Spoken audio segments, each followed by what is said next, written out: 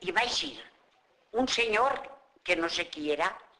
em va pegar un grapat allà on estava la caseta dels Passos primera i em va clavar des de l'hospital, des del convent, perquè van passar uns avions, i eren els avions que van arribar a Xètiva i van pillar el tren i van bombardejar. Però es veu que anaven inspeccionant, i claro, com jo anava de blanc, em van dir, és que la poden ver, i jo, pues, com venia de ma casa, jo no sabia, però, i a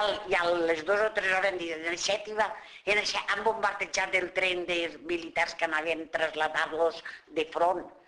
i va ser una carnisseria.